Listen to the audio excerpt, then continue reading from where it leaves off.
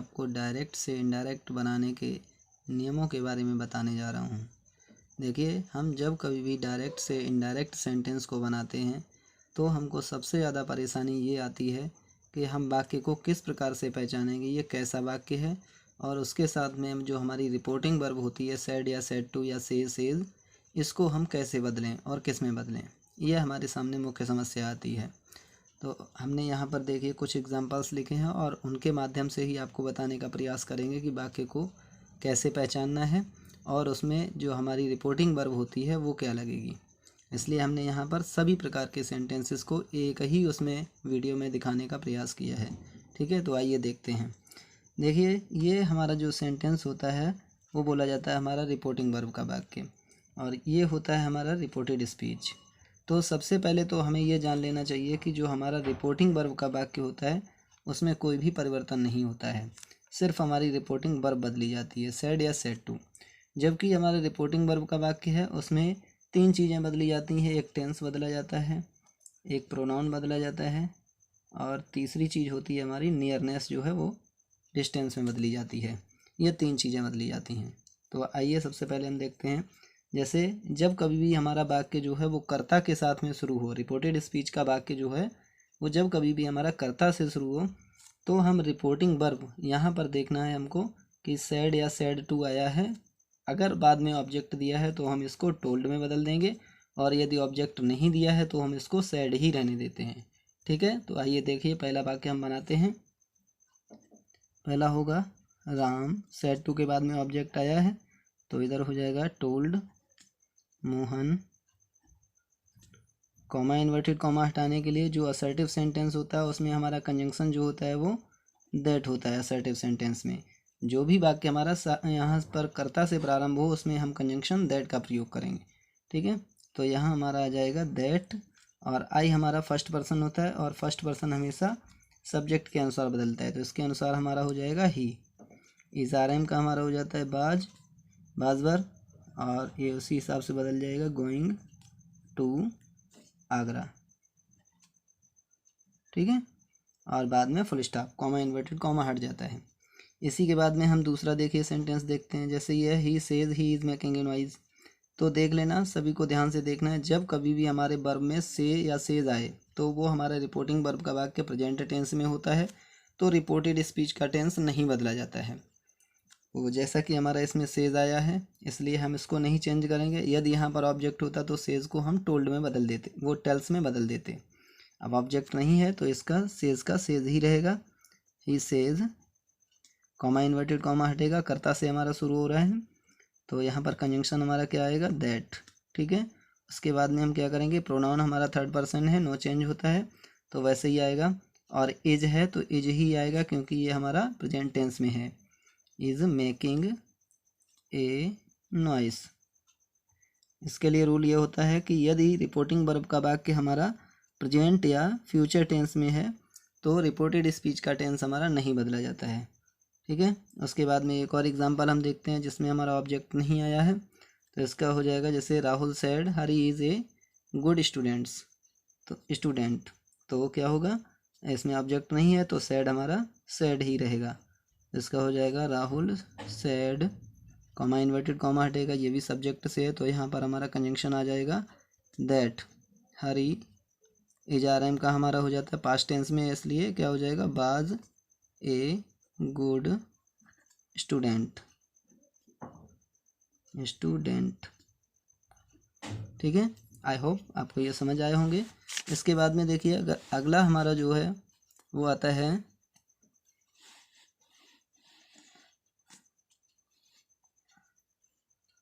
अगला हमारा वाक्य देखिए इंट्रोगेटिव है। जब कभी भी हम इस वाक्य को पहचाने कि हमारा वाक्य इंट्रोगेटिव है तो उसको पहचानने के लिए हमारा देख लेना, या तो वो वाक्य हमारा क्वेश्चन वर्ड से प्रारंभ होगा या हमारा वाक्य जो है वो हेल्पिंग वर्ब से प्रारंभ होगा। इसमें क्या होता है, जो हमारी वर्ब सेड या सेड टू होती है, सेड टू, इसको हम किस में बदलेंगे, इसको हम आस्क्ड या इंक्वायर्ड ऑफ में बदल देते हैं। प्रायः हम आस्क्ड में भी बदल देंगे तो भी कोई गड़बड़ नहीं होगा। जब कभी भी हमारा वाक्य जो है वो हेल्पिंग वर्ब से प्रारंभ हो तो इसमें हम कंजंक्शन अपना इफ़ और लगा देते हैं, इफ़ या वेदर, सभी में इफ़ कार्य कर जाएगा तो हम इफ़ का भी प्रयोग कर सकते हैं। तो इसको जब हम बनाएंगे तो ये सहायक क्रिया से शुरू हो रहा है, इसका मतलब ये इंट्रोगेटिव है, तो सेड या सेड टू को हम आस्क्ड में बदलेंगे और कंजंक्शन इफ़ का प्रयोग करेंगे। तो इसका हो जाएगा ही आस्क्ड मी इफ़। अब क्या करेंगे, इसको हम असर्टिव बना देंगे, सब्जेक्ट को पहले ले आएंगे, वर्ब को बाद में ले जाएंगे। तो यू को हम बदलेंगे मी के अनुसार। ये हमारा सब्जेक्ट केस में है, ये हमारा ऑब्जेक्ट केस में है, हमको चाहिए है सब्जेक्ट में, तो हम इसको यहाँ पर किस में लाएंगे, सब्जेक्ट में। आई हो जाएगा, मी का सब्जेक्ट क्या होता है, आई के हिसाब से बाज हो जाएगा गोइंग टू स्कूल, और बाद में हमारा फुल स्टॉप आ जाएगा, क्वेश्चन मार्क जो है वो हट जाएगा। ठीक है, इसी प्रकार से अगला हमारा है, देखिए जैसे क्वेश्चन वर्ड से शुरू हो रहा है, तो क्या करेंगे, इसमें एक चीज़ होती है, चाहे हमारा ऑब्जेक्ट दिया हो या ना दिया हो, हमारी वर्ब जो है वो आस्क्ड में ही, आस्क्ड या इंक्वायर्ड ऑफ में ही बदली जाएगी, आस्क्ड। उसके बाद में क्या आ जाएगा, यह क्वेश्चन वर्ड आ जाएगा। यहाँ पर ये क्वेश्चन वर्ड जो है अब ये इफ़ का कार्य कर रहा है, इफ़ या वेदर का कार्य कर रहा है।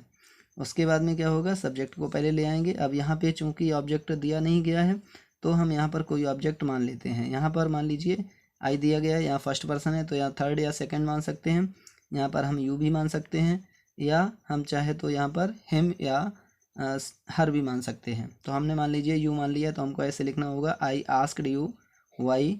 यू को फिर यू के अनुसार हम बदलेंगे, यू ही हो जाएगा, और इज़ार का बाजवर हो जाता है, तो बहुवचन है, तो वर लेट।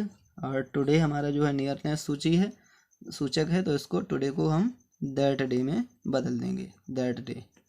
ठीक है, और बाद में फुल स्टॉप आएगा। इसी के बाद में हमारा जो तीसरे नंबर के वाक्य आते हैं वो हमारे होते हैं इम्परेटिव। इम्परेटिव सेंटेंसेस में क्या होता है कि ये वाक्य हमारे वर्ब से प्रारंभ होते हैं, और इन वाक्यों को बदलते समय क्या करना होता है, हमें भाव देखना होता है। यदि हमारे आगे आने वाले वाक्य में प्लीज़ या काइंडली दिया है, तो निश्चित रूप से सेड या सेड टू को हम किस में बदलेंगे, रिक्वेस्टेड में बदलेंगे। यदि आगे वाले में ऑर्डर का भाव है तो ऑर्डर्ड में बदलेंगे। यदि एडवाइस का भाव है तो एडवाइस में बदलेंगे। यदि हमारा कोई मान लीजिए किसी कार्य को करने के लिए मना किया गया तो फॉरबेड में, या भाव के अनुसार ऑर्डर, रिक्वेस्ट या एडवाइस लगाएंगे प्लस नॉट टू लगाएंगे। ठीक है, तो इसका कंजंक्शन होता है हमारा टू। तो इसको हम जब चेंज करेंगे तो क्या हो जाएगा, ही, ये रिक्वेस्ट, प्लीज़ या काइंडली है, इस शब्द को हटाएंगे और सेड या सेड टू को रिक्वेस्टेड में ही बदलेंगे। He requested me, comma inverted comma हटेगा, प्लीज़ हटेगा, टू लगेगा, गिव मी हमारा फर्स्ट पर्सन का है, इससे संबंधित है, तो ये ऑब्जेक्ट अवस्था है, इसका भी हमें ऑब्जेक्ट चाहिए, हिम ए रुपी, और फुल स्टॉप। इस प्रकार से हम इनको बदलेंगे। इसके बाद में देखिए हमारा नेक्स्ट जो सेंटेंस है वो है, the master said to his servant bring a cup of tea. अर्थात ये हमारा वाक्य भी क्या है, वर्ब की फर्स्ट वर्ब से प्रारंभ हो रहा है। कहने का मतलब ये है, ये भी हमारा इम्परेटिव सेंटेंस है, और इम्परेटिव सेंटेंस है तो हमें देख लेना चाहिए, कहने वाला हमारा बड़ा है, सुनने वाला छोटा है, तो क्या होगा, ऑर्डर होगा। तो यहाँ निश्चित रूप से ये मास्टर बड़ा है, सर्वेंट छोटा है, तो यहाँ पर क्या होगा, ऑर्डर। तो इसका लग जाएगा द मास्टर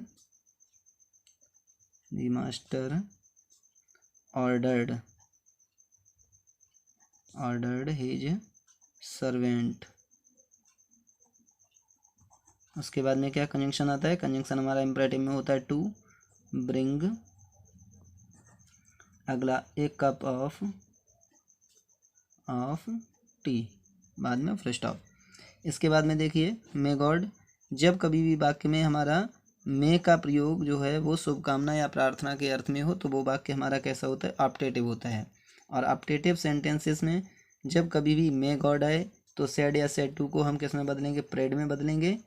प्रेड में मे गॉड आने पर, मे गॉड आने पर क्या करेंगे, प्रेड में बदलेंगे। और मे यू आता है, मे यू, तो हमको ये देखना है, अगर विश है, शुभकामना है, तो विश्ड में हो जाएगा, और कहीं अभिशाप है तो हमारा कर्स्ड हो जाता है, कर्स्ड। ठीक, और बाकी को दैट द्वारा जोड़ करके असर्टिव बना देते हैं। तो आइए इसको देखते हैं, इसमें मे गॉड दिए है, तो इसका हो जाएगा सी। उसके बाद में मे गॉड है तो प्रेड, कॉमा इन्वर्टेड कॉमा हटेगा, कंजंक्शन इसमें भी हमारा दैट होता है। उसके बाद में सब्जेक्ट पहले आएगा, गॉड, मे का हो जाएगा might bless her with a son, with a son, ठीक है, और बाद में फुल स्टॉप। इस प्रकार से इसको बनाएंगे। नेक्स्ट है, जैसे हमारे सेंटेंसेस में किसी में शुभकामना दी हो, good morning, good evening, good afternoon, या happy new year, happy conjugal day, या मान लीजिए हैप्पी क्रिसमस, ऐसे करके जब भी दिया हो तो ये शुभकामनाएं होती हैं। ये भी हमारी ऑप्टेटिव सेंटेंसेस में आती हैं। और ऑप्टेटिव सेंटेंस में जो हमारी वर्ब होती है सैड या सैड टू, इसको शुभकामना होने पर बिस्मे, और जहाँ पर कहीं पर विदाई का भाव हो वहाँ पर बेड का प्रयोग करते हैं। तो ये गुड नाइट हमारा बेड में भी हो जाएगा, ठीक है, और विश्ड में भी हो जाएगा, क्योंकि हमने शुभकामना दी है। तो यहाँ पर क्या होगा, माई सिस्टर बेड, विदाई आने पर बेड का प्रयोग होगा, बेड मी गुड नाइट। इस प्रकार के वाक्यों में क्या होता है कि हम जो है वो कंजंक्शन टू का प्रयोग या दैट का प्रयोग या इफ़ का प्रयोग नहीं करते हैं, नाइट फुल स्टॉप। अथवा इसको ऐसे ही बना सकते थे, my sister wished me good night, इस प्रकार से।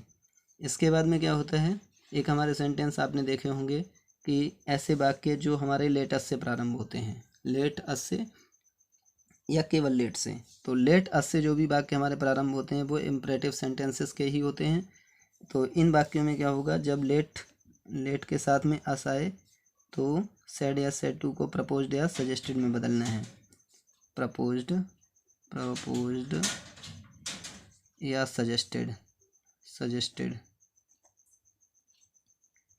और उसके बाद में क्या होगा, लेटस को हटाना है और इसके स्थान पर, लेटस के स्थान पर क्या करेंगे, दैट दे शुड,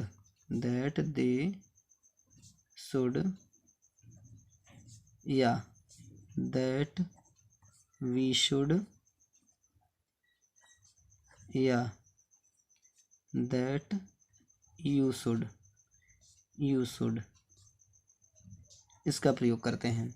होता क्या है, जब कभी भी हमारा जो सब्जेक्ट है वो यदि फर्स्ट पर्सन में है तो दैट वी शुड का प्रयोग होगा, थर्ड पर्सन है तो दैट दे शुड होगा, और यहाँ सेकंड पर्सन है तो दैट यू शुड होगा। इस प्रकार से हम इसका प्रयोग करेंगे, ठीक है। जब कभी भी लेट के साथ में अस आए तो क्या करना है, सैड या सैड टू को प्रपोज्ड या सजेस्टेड में ही बदलना है, ठीक। तो इसका हो जाएगा दे, और सैड या सैड टू को हम बदलेंगे प्रपोज्ड दैट दे हमारा कौन सा है, थर्ड पर्सन है तो दैट दे शुड हो जाएगा, दैट दे शुड